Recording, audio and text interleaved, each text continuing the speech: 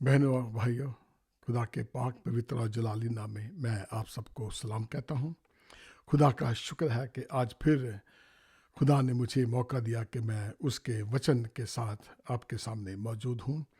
जैसे कि आप जानते हैं कि मैं मॉरिस सैमुअल मिनिस्ट्री की तरफ से हर बुधवार को और शनिवार को मैं आपके सामने अमेरिकन सेंट्रल टाइम के मुताबिक सुबह 9 बजे उपस्थित होता हूँ, जिसका नाम है वचन वाचा विश्वास।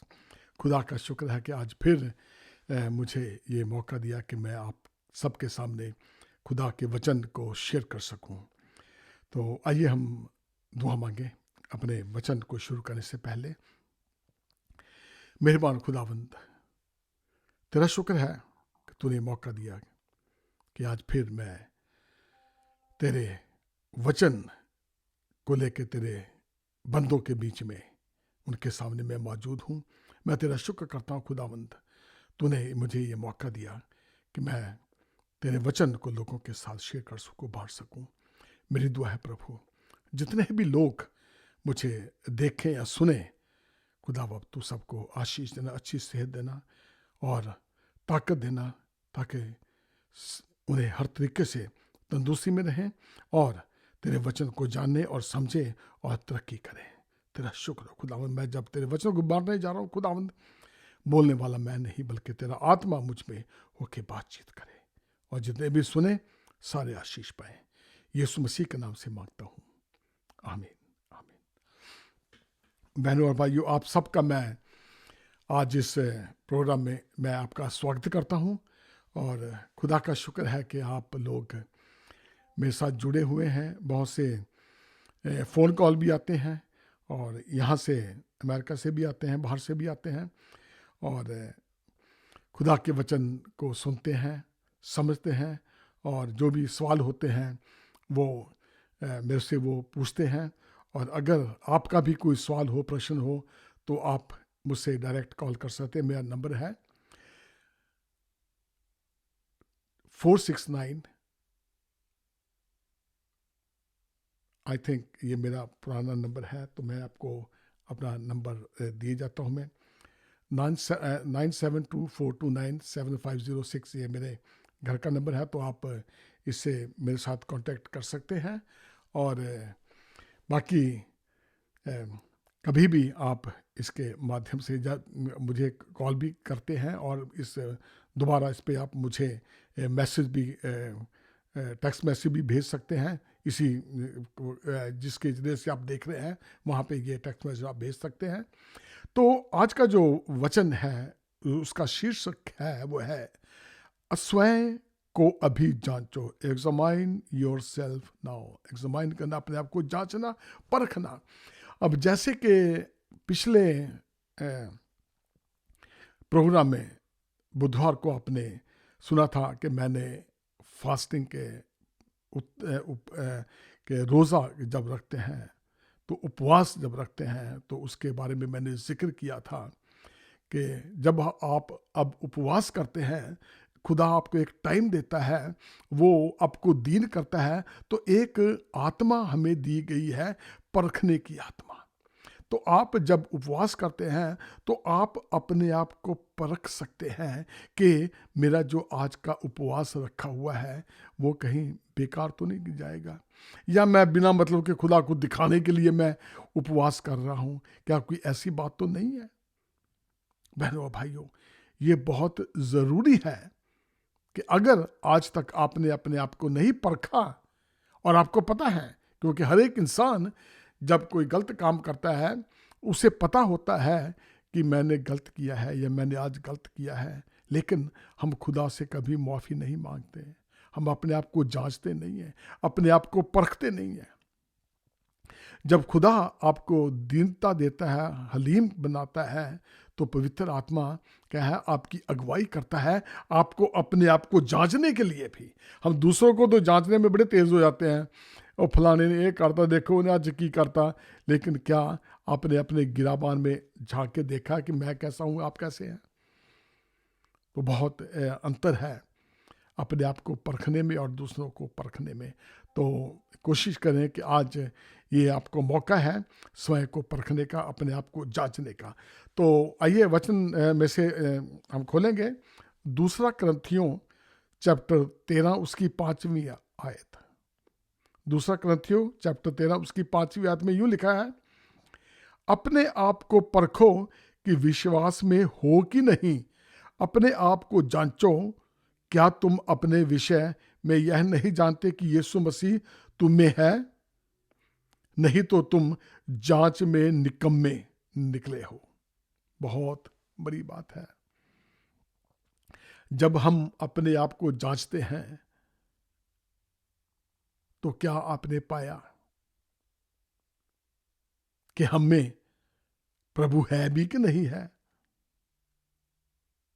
अगर आपने अपने आप को नहीं परखा और जब खुदा हमें परखेगा तो क्या होगा?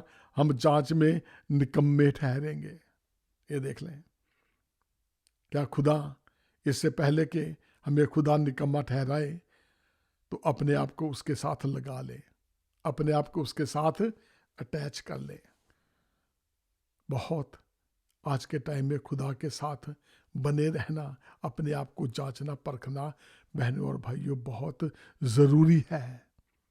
अगर हम अपने आप को नहीं परखेंगे, हम हमेशा ही ठीक हैं, हमसे अच्छा कोई नहीं है, हम ये हैं, हम वो हैं, तो क्या है, एक दिन जब हम जांचे जाएंगे तो हम उसके लिए, उसकी जांच में हम क्या, निकम्मे ठहरेंगे। तो मौका है आज कि अपने आप को जांचें और परखें। कुरिन्थ के चर्च में एक समूह में जब पौलुस सभा को संबोधित कर रहा था तो क्या हुआ, पौलुस के ऊपर लोगों ने प्रहार करना आरंभ कर दिया। वह यही लोग थे जो पवित्र नहीं हुए थे, जिन्होंने प्रभु को कबूला नहीं था या जो उसकी बातों में भरोसा नहीं रखते थे। ये वही लोग थे ये जिनके विषय में पौलुस ने पहले कहा था कि उनका यह कहना था कि पौलुस एक कमजोर व्यक्ति था और सच्चा प्रेरित नहीं था। ऐसे लोग आजकल सब कलीसियों में मिल जाते हैं जो कि खुदा के दासों पे, खुदा का दास जो प्रचारक हैं, जो कलीसियाओं के प्रधान हैं या पास्टर्स हैं, जो उनको अच्छा या बुरा कहते हैं, ये ऐसे लोग थे। तो आजकल भी जो है ये बहुत देखने में आता है। अब कई कलीसियाओं में तो हो सकता है लोग बुरे हों, या कई कलीसिया में हो सकता है कि पासबान बुरा हो, लेकिन इसके बावजूद भी हमें ये हक नहीं दिया गया है कि हम किसी को परखें। हाँ, आप उन्हें, हमें परखने का आत्मा दिया गया है जरूर, लेकिन उनको बेइज्जत करने का या उनके ऊपर उंगली उठाने का हमें हक नहीं दिया गया है। हम उन्हें जांच नहीं सकते। परखने की आत्मा अलग है। परखने की आत्मा यह है कि अगर हम आज किसी दुकान पे जाएं और वो कोई चीज बेच रहा है और उसकी चीज में नुक्स है, अच्छी नहीं है, दालों में पत्थर है, चावलों में कंकड़ है, तो हम अपने किसी भाई बहन को जाके कहें कि ये आदमी ठीक नहीं है, उसके वहां जाना ना, क्योंकि उसकी चीजों में मिलावट है, तो ये हम उसको जज नहीं कर रहे हैं। हम अपने दोस्तों को, अपने बहन भाइयों को हम आगाह कर रहे हैं कि भाई वो ठीक जगह नहीं है। हम उनको समझाने की कोशिश कर रहे हैं, लेकिन जज नहीं कर रहे हैं। जज तो हमने किया ही नहीं, हमने दूसरों को अलर्ट किया है कि देख लो भी, तुमने ये देख लिया, मैं देख के आया हूं, मैं वहां जाना ठीक नहीं है। तो ये जज करना नहीं है, बल्कि एक चीज परखना है। ये ऐसे ही हम अपने आप को भी परख सकते हैं कि हम में क्या कमियां हैं, कि जब इससे पहले कि दूसरे लोग हमें परखें, इससे अच्छा कि हम अपने आप को पहले परख लें।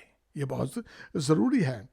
तो अपने आप को जांचो कि मसीह के द्वारा दिया गया उद्धार है कि नहीं। अगर आप खुदा को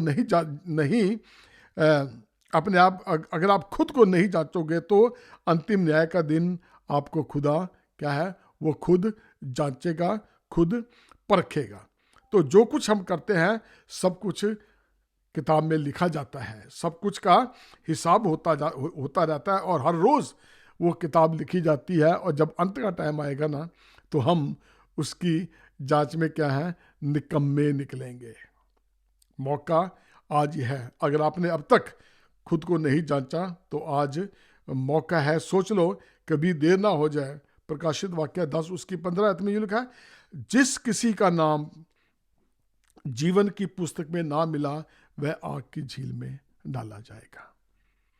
तो ये मौके बार बार नहीं मिलते। अगर आप रोजे में हैं, अगर आप रोजे में नहीं हैं, तब भी जब आप बैठो शाम को या सुबह, थोड़ा सा टाइम खुदा को ज़रूर दो, ताकि आप अपने आप को जांच सकें। और जब आप अपने आप को जांच लें तो खुदा से दुआ करें, खुदाया अगर मेरे में कोई और कमी है तो मुझे बता दे, ताकि आप उसकी माफ़ी मांग सकें। हम अपने आप को तो नहीं जांचते, हम अपने आप को तो कभी जांचते नहीं है, क्योंकि हम अपनी निगाह में क्या है, हर वक्त ठीक है। दूसरा तिमोथी 3 उसकी 1 और 3 आयत में लिखा है, अंतिम दिनों में कठिन समय आएंगे, क्योंकि मनुष्य स्वार्थी, लोभी, डींगमार, अभिमानी, निंदक, माता पिता की आज्ञा टालने वाले, अपवित्र, दया रहित, क्षमा रहित, दोष लगाने वाले, कठोर, भले के बैरी, विश्वासघाती और विश्वासघाती। अब आप सोचें कि ऐसे चक्रों में जब इंसान फंसा हो तो खुद के बारे में वो क्या सोचेगा, उसे मौका मिलेगा सोचने का। बहुत ये नुक्स जो हैं मैंने दिखाए हैं, मेरे में भी हो सकते हैं, आप में भी हो सकते हैं, लेकिन आराम से अपने ठंडे दिमाग से बैठ के सोचें और दुआ करें कि पवित्र आत्मा मुझ में मेरी कमियां मेरे सामने लेके आए, मुझे दिखा। तब जाके कहीं जब आपके सामने कमियां आएंगी, वो आपके पास मौका है कि हम उसके लिए खुदा से माफी मांग सकें। अब क्या आप, जब आप अपने आप को जांचते हैं, तो क्या आप मसीह बहन भाइयों की संगति से खुश होते हैं? अपने आप को परखो, जांचो। क्या लोग आपके बारे में बात करते हैं कि आप रोशनी में नहीं चलते बल्कि अंधेरे में चल रहे हैं? इस चीज पे गौर करें। क्या आप अपने गुनाहों को मानते हैं? क्या आप खुद के वचनों के आज्ञाकारी हैं? क्या आपका जीवन यह दर्शाता है कि आप दुनियावी नहीं बल्कि परमेश्वर के अनुसार चलते हो? अपने आप को सोचो, क्या आप अपने जीवन को मसीही जैसा बनाने की खोज में हो?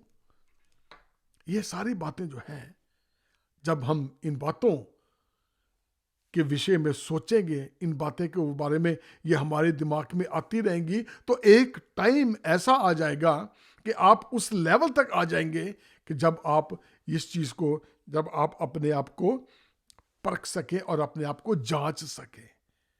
और जैसे ही आप अपने आप को परखने की कोशिश करेंगे तो क्या है, पवित्र आत्मा आपको गाइड करेगा, लीड करेगा। जब आप रोजा रखते हैं तो अपनी आंख बंद करें, क्योंकि रोजा का मैंने एक सबसे बड़ा जो फायदा बताया था वो ये है कि हमारे खुदा तक नज़दीकी बनी रहती है, खुदा का भय हमारे अंदर बना रहता है। जब हम उस भय के अंदर खुदा से दुआ मांगते हैं और अपने आप को बिल्कुल शून्य कर देते हैं, तो खुदा का आत्मा हमें किसी तरीके से हमारी सोच में, हमें दर्शन में, हमें किस तरह से, किसी भी तरह से वो बताए, आपको सिखाएगा, समझाएगा कि आप में क्या कमियां हैं।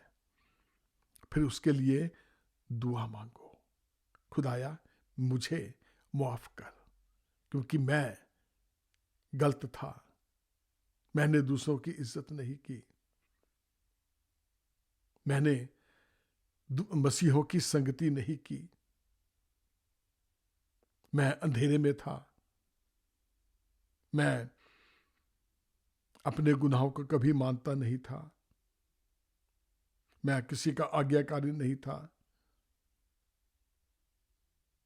और दुनिया वालों को पता नहीं था कि मैं कैसा हूँ, और अब मैं कोशिश करूँगा कि दुनिया वाले जाने कि मैं रोशनी में चल रहा हूँ, और अब से मैं अपने आप को मसीही जैसा बनाने की कोशिश में लगा रहूँगा। ये सारी बातें जो है ये दर्शाती हैं कि आप मसीह में बढ़ रहे हैं। पवित्र आत्मा से मांगो, वो आपको मजबूती देगा, समझ देगा, अक्ल देगा, फिर आप शैतान के हर हमले से बच सकेंगे। शैतान नहीं चाहता कि आप खुदा की नज़दीकी में बड़े रहें। तभी तो ये जो दूसरी चीज़ें आपको मैंने बताई थी, बैर भावना, ये सारी इसमें हम फंसे रहते हैं, उलझे रहते हैं, ताकि हमको मौके ना मिले कि हम खुदा की नज़दीकी में रहें। पहला शमूएल उसकी 10वें चैप्टर में उसने शाऊल का राजा होने के लिए अभिषेक किया था। शमूएल ने साउल को राजा होने के लिए उसने उसका अभिषेक किया था, और लेकिन वह ज़्यादा देर तक राजा ना रह सका, क्योंकि उसने परमेश्वर के पीछे चलना छोड़ दिया था और खुदा की आज्ञाओं का पालन नहीं किया। और नतीजा क्या निकला कि खुदा ने उसे क्या अयोग्य घोषित कर दिया। खुदा ने उसे अयोग्य घोषित कर दिया। कुछ देर तक तो खुदा के साथ साथ चला है, और जब इंसान अपनी मर्जी कर देता है तो खुदा मौके तो देता है, लेकिन कितनी देर तक मौका देगा। अब कोई खुदा का दास है, वो गलतियां कर रहा है बार बार, लोगों को पता है कि पादरी साहब जी जो है वो हमें कभी कभी गलत बातें करते हैं या कुछ ऐसा ठीक नहीं कर रहे हैं, तो खुदा मौके देता है ना। लेकिन एक खुदा कब तक संभालेगा, कब तक उसको बचा के रखेगा? एक ना एक दिन तो फिर लोग बातें करेंगे ही करेंगे। तो अगर कोई ऐसा है तो मेरी दुआ है अपने आप को जांचें और परखें। तो फिर खुदा ने क्या किया, उसको साउल को क्या है दाऊद के साथ रिप्लेस कर दिया। लेकिन आगे दाऊद ने भी गुनाह किया। तो दाऊद का क्या उसको रिप्लेस कर दिया, और दाऊद खुदा की नज़र में बना रहा। उसने भी गलती की थी, पर उसने अपने आप को परखा और जांचा। फिर उसने खुदा से मुआफ़ी मांगी। उसके बाद जितने भी राजा हुए, खुदा ने अपने दास दाऊद के साथ मिलाते थे, और खुदा कहता था कि तू मेरे दास दाऊद जैसा नहीं निकला। दाऊद खुदा का चहेता था। गलती करने के बाद भी उसने क्या खुदा से मांगा, खुदा मुझे माफ़ कर दे। रोज़े रखे, उसने भी रोज़े रखे, टाट पे बैठ गया है। खुदा ने उसका गुनाह माफ़ किया। लेकिन मुआफ़ तभी होता है जब हम उससे मांगते हैं। जब हमने खुदा से मांगना ही नहीं है तो खुदा माफ़ी कहाँ से करेगा? हर एक गंदा काम करने के बाद हम अपने आप को सही साबित करते हैं, झूठा बनने के बावजूद भी हम यही साबित करते हैं कि हम सच्चे हैं। अंदर से मालूम है हमें कि हमने गलती किया है, लेकिन इसके बावजूद भी क्या है, हम मानते नहीं हैं। बुरी बात है। लेकिन अंदर से आप दुखी जरूर होते होंगे, लेकिन दुनिया के डर से, दुनिया की शर्म से हम सच्चाई को मानने के लिए तैयार नहीं होते हैं। सो आज खुदा मौके दे रहा है आपको भी कि आप अपने आप को जांचो, परखो कि हम कहां पे खड़े हुए हैं। खुदा ने बहुत से राजाओं को कहा, लेकिन तू मेरे दास दाऊद जैसा नहीं निकला, और ये मेरे दास दाऊद जैसा निकला। खुदा जब आप अच्छा करते हैं तो खुदा आपकी एग्जाम्पल देता है। लोग जानते हैं कि फलाना बड़ा अच्छा है, फलाना पादरी बहुत अच्छा है। ये खुदा का, ये एक आपको अच्छे बनने का, खुदा की नज़दीकी में रहने का आपको ये एक प्रतिफल है।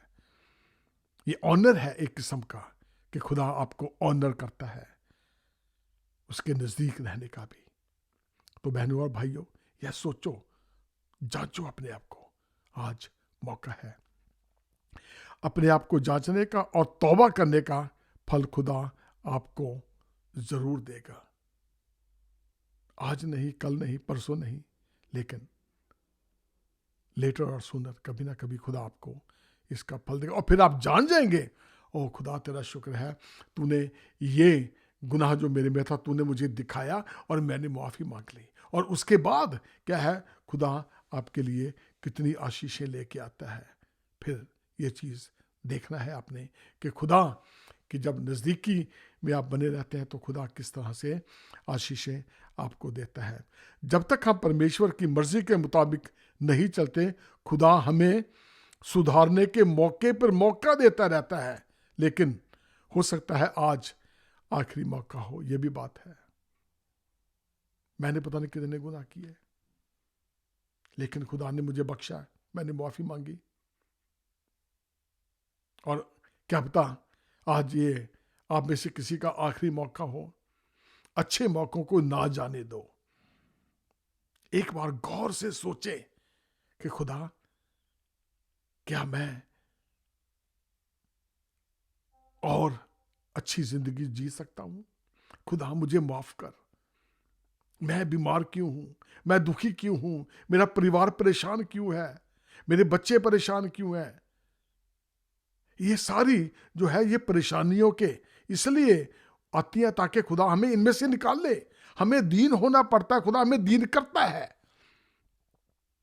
हम इसलिए नहीं दुखी होते हैं, हम इसलिए नहीं गरीब होते हैं, हम इसलिए नहीं परेशान होते हैं कि हम इसी हालत में रहें,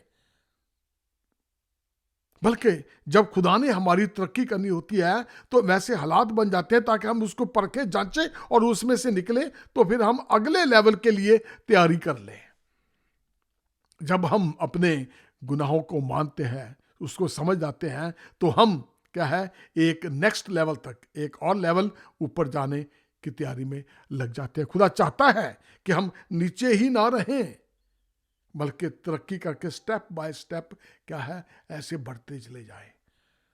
उस ऊंचाई तक खुदा हमें लेके जाना चाहता है जहां कि हम हकदार हैं। खुदा ने हमें अपने बच्चे माना, हम उसकी संतान हैं। खुदा नहीं चाहता कि उसकी संतान परेशान हो।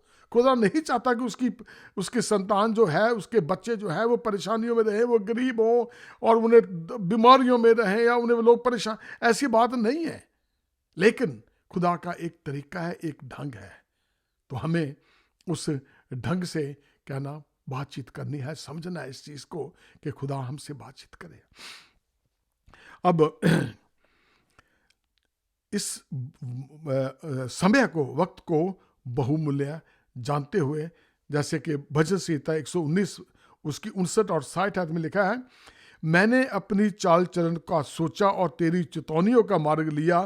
तेरी आज्ञाओं के मानने में मैंने विलंब नहीं किया, देरी नहीं की, फुर्ती की है। अब जब दाऊद ये भजन लिखता है तो उससे गलती हो गई थी और उसने खुदा को कहा कि मैंने अपने चाल चलन को सोचा और तेरी चुनौतियों को मैंने मान लिया। मैं समझ गया कि मैं गलत था। अब तेरी आज्ञाओं को मैंने मानने में क्या है, देरी नहीं की बल्कि फुर्ती की है। और जब उसने खुदा के वचन मानने में फुर्ती की तो फिर क्या हुआ, खुदा ने उसे माफ किया और उसे उस लेवल तक लेके गया जो कि समझ से बाहर है। खुदा ने जब दाऊद के बच्चों ने भी, एक लड़के ने भी उसका विरोध किया था, तो सारे उसके पीछे बढ़ गए दबाने के लिए। खुदा ने उसको भी तब भी संभाल के रखा। बुढ़ापे में भी खुदा ने क्या की, उसकी मदद की।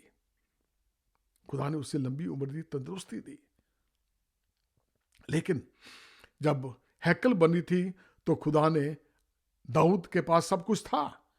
दाऊद ने कहा, वो चाहता था कि मैं यहोवा का एक भवन बनाऊं, लेकिन खुदा ने उसे इजाजत नहीं दी। जो कुछ भी सामान हैकल में लगना था उसने सोना, चांदी, पत्थर ये सारे इकट्ठे करके रखे थे। टनों के हिसाब से उसने सोना रखा हुआ था। लेकिन खुदा ने कहा कि नहीं, तू मेरा घर नहीं बनाएगा, क्योंकि उसके हाथों से बहुत खून हुए थे।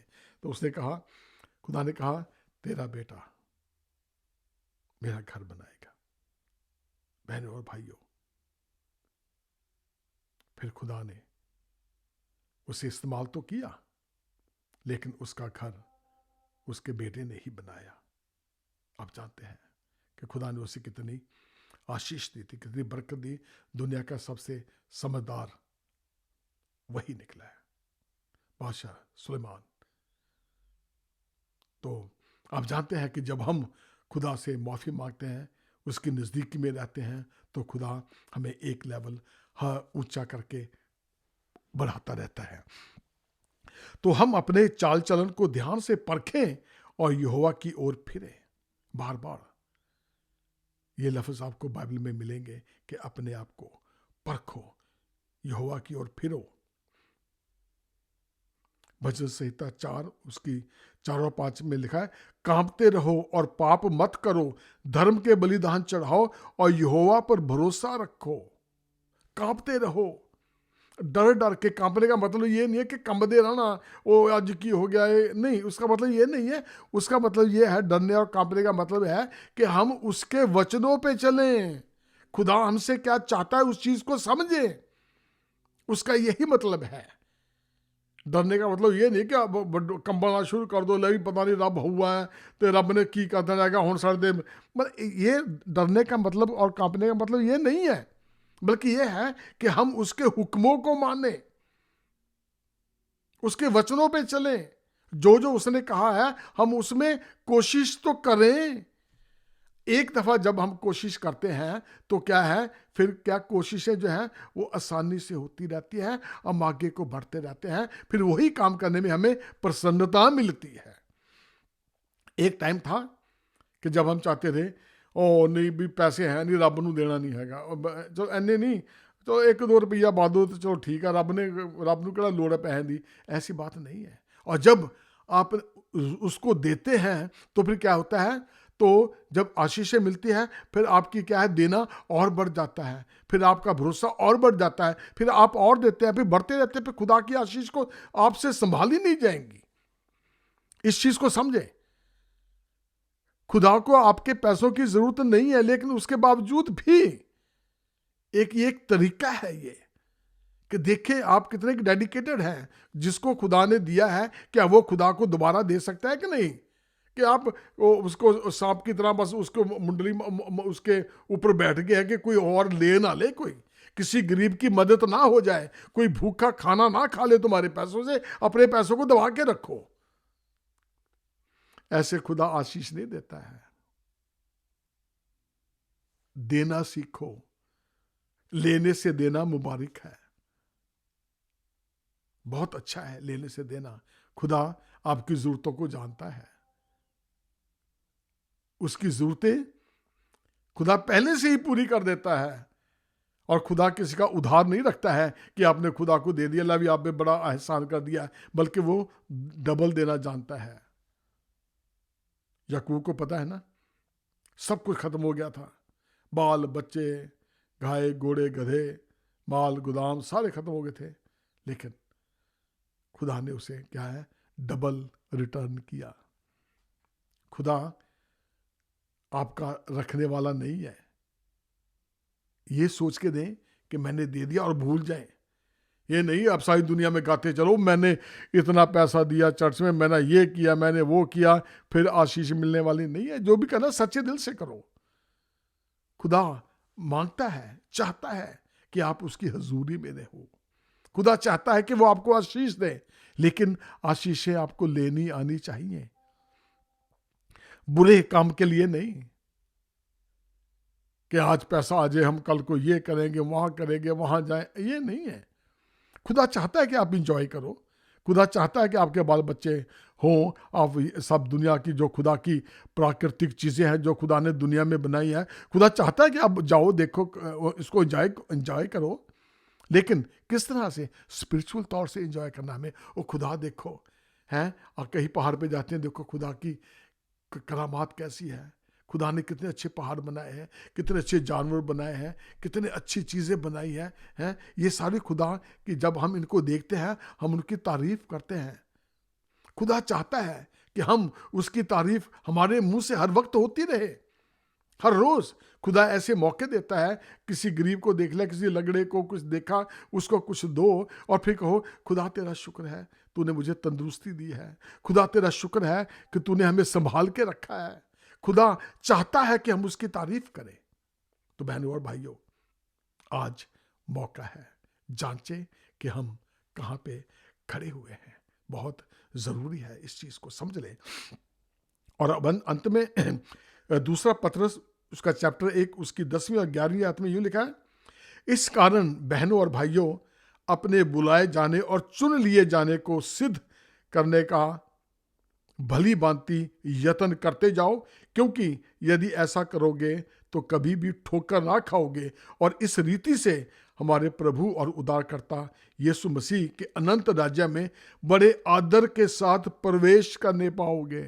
बड़े आदर के साथ, रिस्पेक्टफुली फिर हम खुदा के राज्य में प्रवेश करने पाएंगे, बड़े आदर के साथ। देखा ना, जब हम कहीं जाते हैं, कई जब बड़े लोग मिनिस्टर वगैरह आते हैं तो उनके आदर के लिए कितना कुछ होता है। उसके आगे लाल गलीचा बिछाया जाता है, अच्छा सोफा बिछाया जाता है, लोग गलों में हार डालते हैं, उनका आदर सत्कार करते हैं, क्योंकि उसकी ये एक पहचान है ये। और जब हम जाएंगे तो देखें कि किस तरह से हमारा सत्कार वहां पे होगा, हम किस तरह से स्वर्ग के राज्य में एंटर होंगे। लेकिन उस एंट्री के लिए क्या है, आपको उस काबिल होना पड़ेगा कि क्या हम स्वर्ग में जाने के लायक हैं। मौका आज ही है अपने आप को परखने का। जब हम अपने आप को परखेंगे, खुदा से माफी मांगेंगे, तो ये हमारा नेक्स्ट लेवल होगा। तो खुदा आपको आज इस वचन से बड़ी आशीष मिली है, खुदा का शुक्र है। मैं भरोसा रखता हूँ, मैं यकीन रखता हूँ कि आज का वचन आपके लिए एक आशीष का बायस होगा। तो आइए हम खुदा से दुआ करें। हमारे सच्चे और जिंदा खुदा बाप, तेरा शुक्र है कि आज फिर इस टेक्नोलॉजी के माध्यम से मैंने तेरे लोगों में तेरे वचन को शेयर किया। खुदा बाप, जिन्होंने भी सुना है, खुदा बाप तू उन्हें अपने आप को परखने की आत्मा दे, ताकि वो जान सके कि कहाँ पे त्रुटियां हैं, कहाँ पे कमियां हैं, कहाँ पे कमजोरियां हैं। पवित्र आत्मा का मसा दे ताकि वो अपने आप को परखें और उस लेवल तक जाएं जहां तू उन सबको देखना चाहता है। एक बार फिर खुदावंत, मैं तेरा शुक्र करता हूं, इस छोटी सी दुआ को मानता हूं तेरे प्यारे बेटे यीशु के नाम से, आमीन।